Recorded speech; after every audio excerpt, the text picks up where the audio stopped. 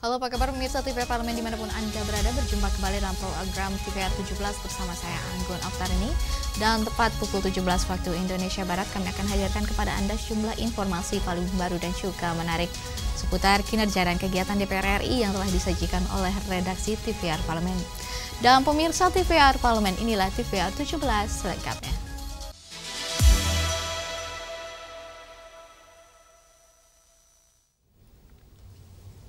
Pemirsa, setelah melalui serangkaian rapat konsultasi dengan pemerintah terkait dengan pemberian abolisi untuk mantan Menteri Perdagangan Tom Lembong dan juga pemberian amnesti untuk Hasto Kristianto. Di sini serta 1.116 terpidana sejumlah kasus di tanah air, DPR RI memberikan persetujuannya. Mengacu pada surat Presiden terkait pemberian abolisi untuk mantan Menteri Perdagangan Tom Lembong dan pemberian amnesti untuk Hasto Kristianto serta 1.116 terpidana sejumlah kasus di tanah air, DPR RI menyetujui pemberian abolisi dan amnesti setelah melalui serangkaian rapat konsultasi dengan pemerintah. Wakil Ketua DPR RI, Sufmi Dasko Ahmad menegaskan, pemberian abolisi dan amnesti merupakan bentuk komitmen DPR bersama dengan pemerintah untuk merawat semangat persatuan.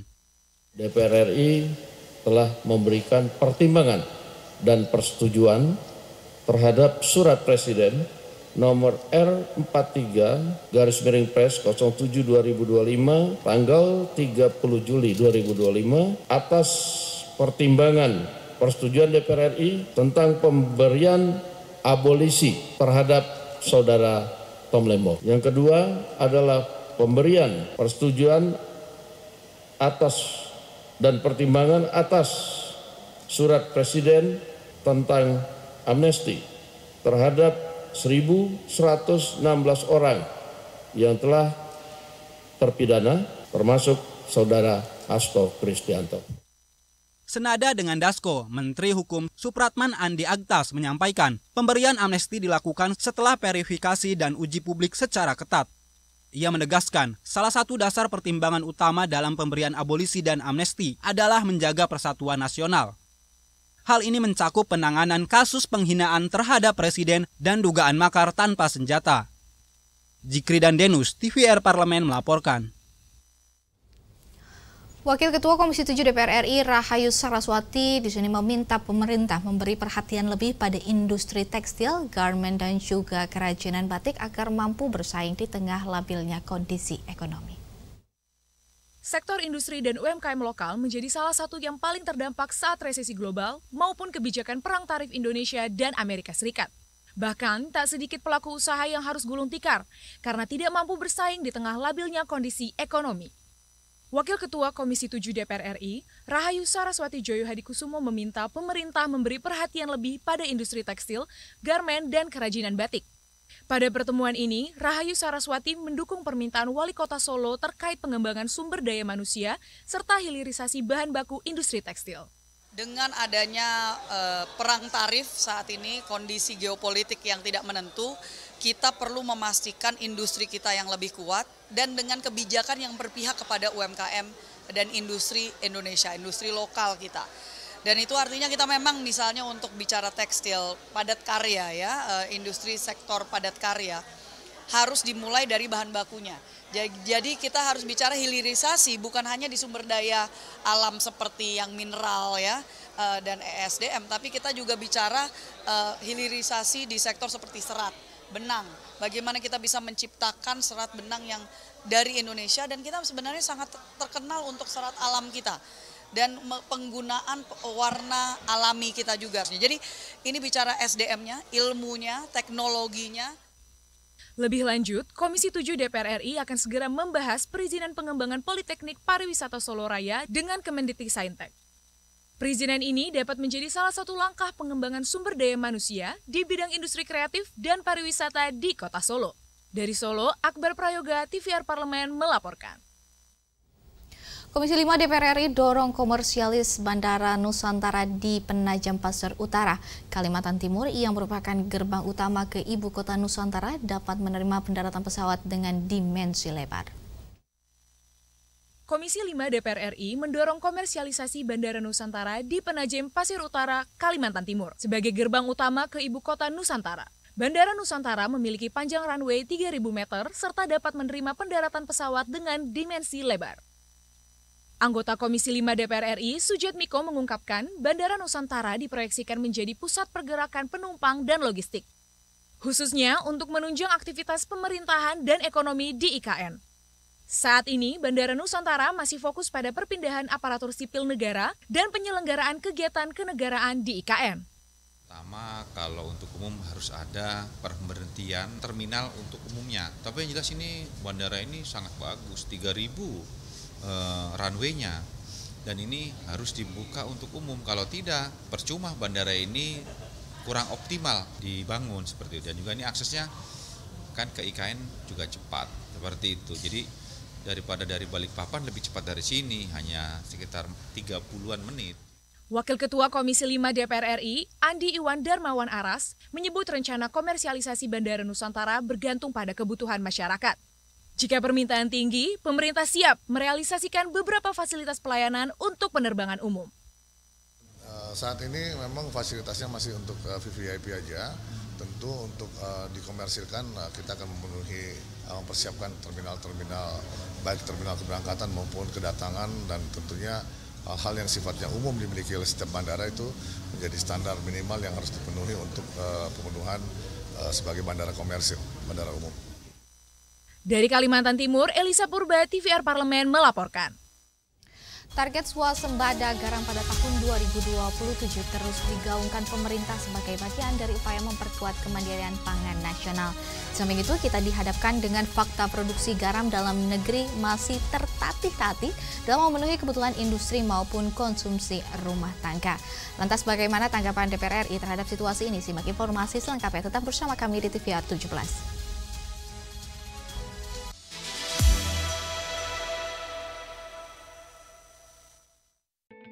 Selamat datang di Biro Pemberitaan Parlemen.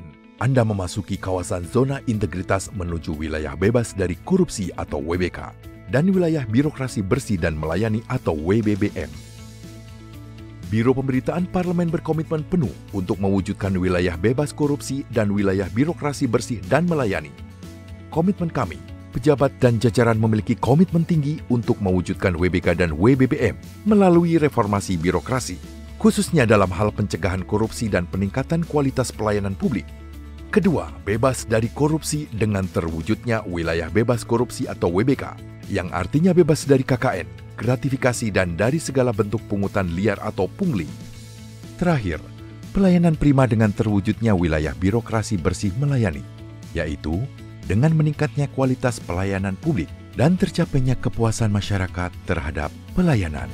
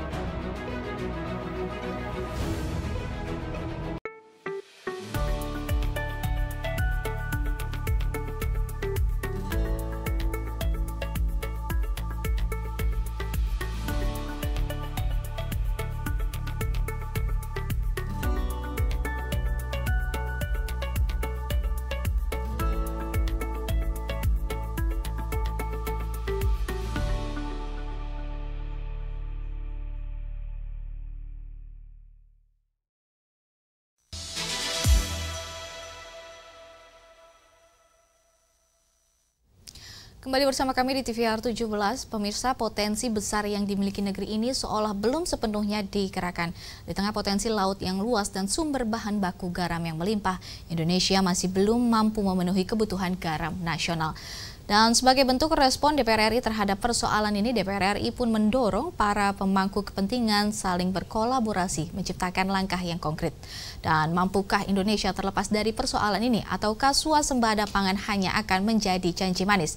Simak liputan mendalam yang telah dikemas oleh tim redaksi TVR Parlemen dalam segmen Lensa Parlemen berikut ini.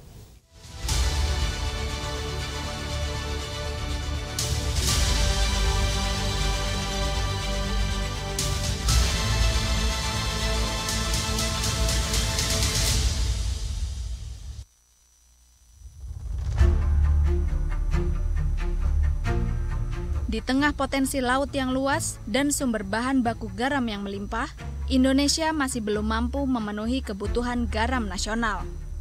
Diketahui kebutuhan garam nasional pada tahun 2025 diperkirakan mencapai 5 juta ton, yang sebagian besar digunakan untuk kebutuhan industri. Sementara, produksi garam nasional ditargetkan mencapai 2,25 juta ton dengan target cadangan 836.000 ton. Pemerintah berupaya mewujudkan swasembada garam pada tahun 2027. Akan tetapi, produksi garam dalam negeri belum mampu mencukupi tingginya permintaan garam secara stabil. Hal ini bukan disebabkan oleh minimnya jumlah petani garam, melainkan karena belum optimalnya penggunaan teknologi dalam proses produksi. Optimalisasi teknologi dalam produksi garam akan mampu meningkatkan efisiensi, kualitas, dan kuantitas hasil produksi. Kita perlu mengevaluasi dan apa yang hendak diberikan dukungan terhadap usaha swasembada garam ini.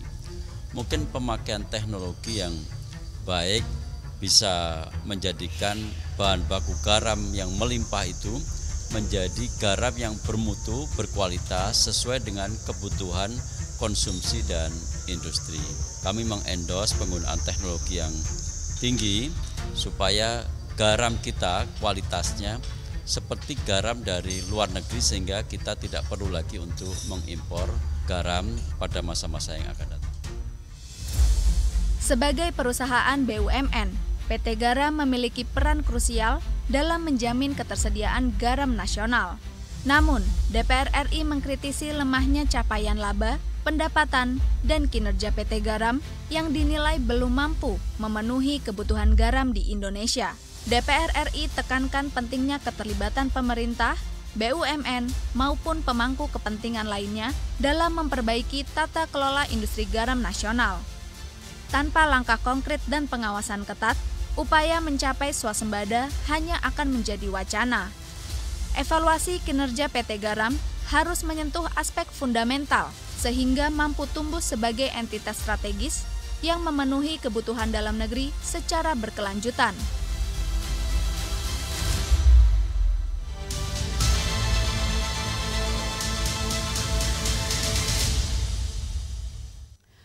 Pemirsa, Komisi 8 DPR RI tengah merevisi Undang-Undang Nomor 8 Tahun 2019 tentang penyelenggaraan ibadah haji dan umroh sebagai langkah strategis untuk meningkatkan kualitas pelayanan haji di tahun 2026.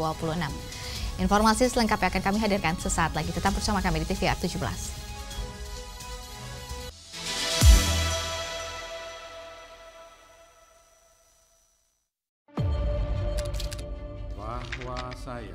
Bahwa saya demi Allah, saya bersumpah dan seadil-adilnya periode keanggotaan DPR RI hingga saat ini, yaitu terdapat 126 undang-undang yang telah selesai dibahas DPR RI. Terima kasih rekan Elisa dan juga Danida. Pemirsa,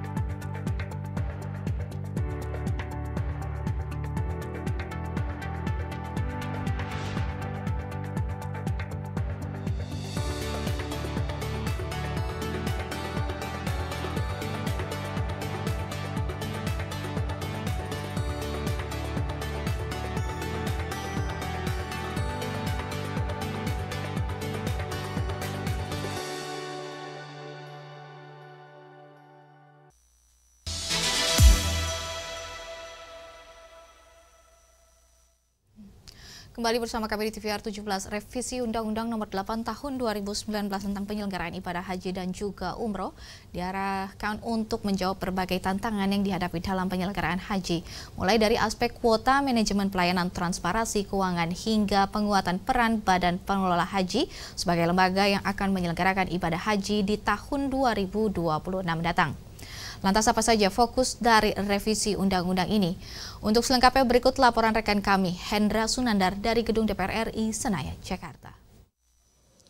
Ya baik pemirsa TVR Parlemen, saat ini Komisi 8 masih terus membahas revisi Undang-Undang Nomor 8 Tahun 2019 tentang penyelenggaraan ibadah haji dan umroh, dan saat ini proses pembahasan masih berlangsung untuk kemudian nanti diharapkan ada soal mekanisme dan regulasi baru untuk kemudian bisa memastikan ibadah haji tahun 2026 lebih baik. Nah, lantas seperti apa kemudian poin-poin dan pasal yang nanti akan dimuat dalam revisi Undang-Undang PIHU ini? Saat ini kami sudah bersama dengan anggota Komisi 8 DPR, Bapak Muhammad Nusni dari fraksi Partai Gerindra. Bapak, terima kasih Pak atas waktunya. Pak, terkait dengan revisi Undang-Undang PIHU, Pak, bagaimana kemudian Komisi 8 memastikan bahwa nanti undang-undang ini bisa menjawab seluruh kebutuhan ibadah haji di tahun depan ini, Pak? Ya, insya Allah ya, ini kita kan lagi melakukan revisi Undang-Undang Haji ya. Yang sudah pasti kita ketahui ya, pada haji tahun 2025 ini yang boleh berangkat haji yang diterima oleh Kerajaan Arab Saudi itu cuma yang mempunyai visa haji. Jadi tidak ada visa furodah. Ya, tentunya kita akan melakukan revisi salah satu hal tentang kegiatan ibadah haji itu ya visanya itu harus jelas yang disetujui oleh Kerajaan Arab Saudi. Itu yang pertama. Dan yang kedua, kita juga sama-sama melihat dari Bapak Presiden Prabowo bahwa tahun 2026 ini insya Allah kegiatan perhajian itu dilaksanakan oleh Badan Penyelenggara Haji. Itu adalah bahagian daripada perbaikan daripada rancangan undang-undang PHU itu sendiri. Nah, terus Pak, kalau kita bicara soal evaluasi tahun ini, Pak, itu kan banyak sekali problem yang kemudian bisa kita baca sebagai aturan dari Arab Saudi seperti penerapan multisyarikah. Nah, nanti apakah ini nanti akan disesuaikan dengan undang-undang kita, Pak? Itu juga akan disesuaikan ya dengan undang-undang kita, ya masalah syarikah. Kemudian kan pada tahun ini kan Kerajaan Arab Saudi sudah menerapkan nusuk. Jadi hal-hal seperti itu juga akan kita pertajam di dalam rancangan undang-undang haji kita. Tadi apa yang Bapak sampaikan bahwa apakah ada masalah dalam pelaksanaan ibadah haji pada tahun 2025 ini. Ya, alhamdulillah ini kan sudah selesai ya kegiatan peribadatan haji pada tahun 2025 ini. Namun ya pasti ada permasalahan.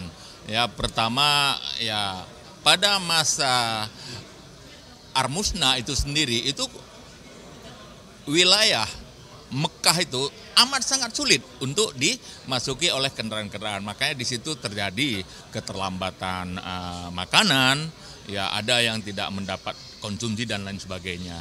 Juga kita juga melihat ada hotel-hotel yang ternyata kapasitasnya kecil, tempat tempat makannya cuma bisa menampung 150 orang, sedangkan orangnya itu hampir mencapai 1.000 orang. Ya kira-kira hal seperti itu ya insya Allah pada tahun 2026 ini apa yang menjadi kendala permasalahan tahun 2025 ini yang kebetulan BP Hajinya juga hadir di kegiatan perhajian 2026 ini, insya Allah mereka harus melihat di mana kelemahan-kelemahannya yang mudah-mudahan mereka akan melakukan perbaikan-perbaikan yang kita berharap seluruhnya haji tahun 2026 ini menjadi haji yang lebih baik daripada kegiatan haji-haji sebelumnya.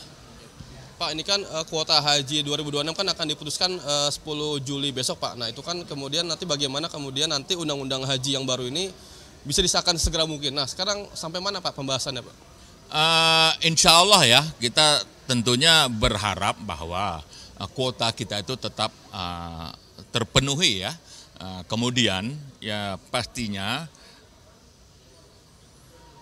pembahasan haji tidak bisa mengikuti pola-pola seperti yang lama, seperti panja haji. Di situ dekat keberangkatan, di situ kita baru menyelesaikannya. Ini ke depan harus jauh-jauh hari. Jauh-jauh hari kita sudah putuskan kuotanya berapa, kemudian yang mendaftar itu jangan di situ dekat mau berangkat, situ pelunasan. Jadi harus ada spare waktu yang akan mempersiapkan haji kita pada tahun 2026 itu lebih matang. Jadi segala sesuatunya dari awal harus sudah diselesaikan jauh-jauh hari sebelum hari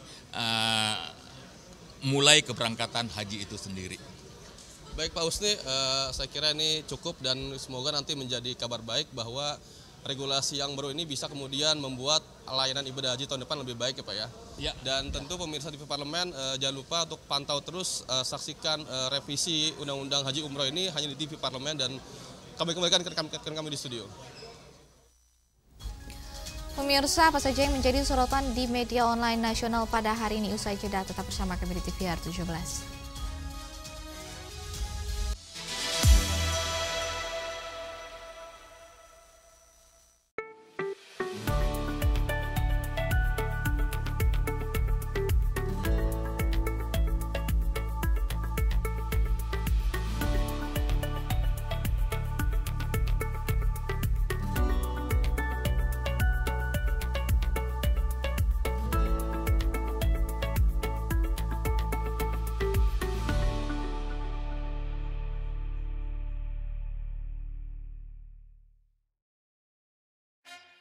Yuk kita kenalan dengan anggota DPR RI periode tahun ini. Dari depan kursi. Di balik kursi. Gini, di balik kursi. Aku ingin menjadi sesuatu yang mungkin bisa kau rindu. Acap kahiji, rukun sakabehna. Itulah pokok nama. Semakin penasaran kan bagaimana kiprah karir politiknya? Hanya di TVR Parlemen. Di umur 27 tahun, saya mulai di DPRD Kabupaten Rokan Hilir, itu di Riau. Saya satu periode di sana, waktu tahun itu di 2009, lalu di 2014, 2019, 2 periode di provinsi, dan alhamdulillah ini periode keempat, pertama kali di DPR RI, saya diberi amanah, tentunya masih terus di fraksi Golkar. Saya menilainya dari sisi semua cabur sebenarnya bagus. Jadi ini berjalan seiring waktu saja sih. Tidak ada saya tentukan harus saya manajer ini dan itu. Saya melihat perkembangan daripada atlet-atlet. Begitu mereka sudah tidak produktif, itu banyak kondisi kehidupannya kurang bagus. Saya ingin berkontribusi, mencontohkan karena memang juga ini futsal putri, bahwa perempuan itu bisa. Perempuan harus bisa menentukan saya mampu di bidang olahraga, tapi saya tidak lupa menata masa depan saya gitu.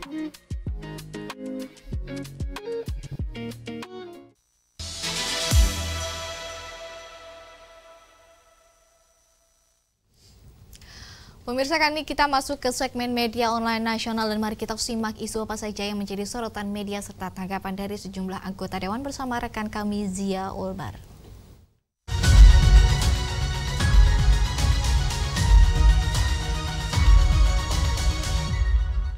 Ya, baik, terima kasih Anggun dan pemirsa, mari kita simak berita apa saja yang menjadi headline di media online pada hari ini. Di berita pertama yang menjadi headline di media online yaitu keluarga diplomat muda tak percaya kasusnya bunuh diri. Abdullah minta polisi lanjutkan penyelidikan. Dapat Anda saksikan di layar Anda saat ini pemirsa.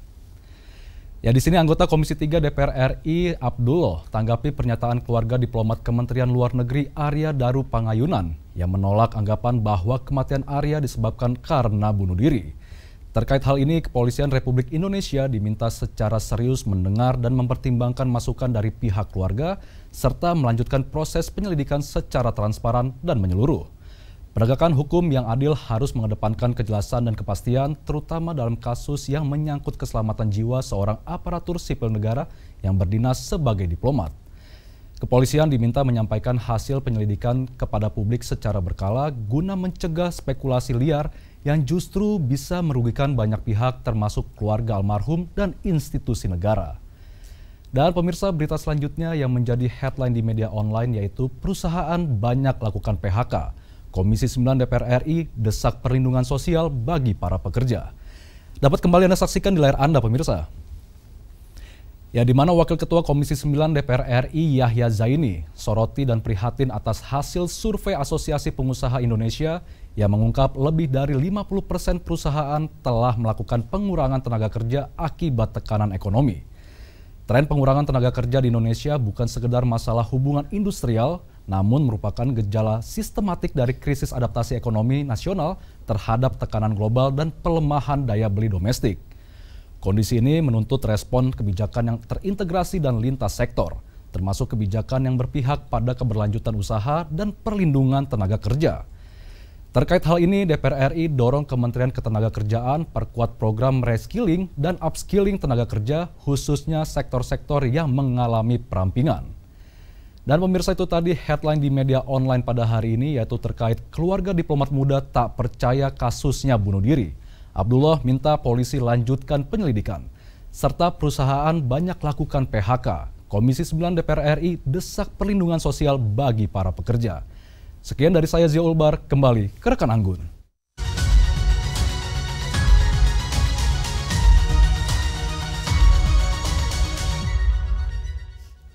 Baik, terima kasih rekan Zia yang telah menyampaikan sejumlah update sorotan dari media online nasional pada hari ini. Segmen media tadi pemirsa sekaligus menutup program TVR 17 edisi sore hari ini. Saya, Anggun Oktarini, beserta seluruh kru TVR Parlemen yang bertugas mengucapkan terima kasih dan pamit undur diri dari hadapan Anda. TVR Parlemen, referensi Indonesia. Selamat berakhir pekan.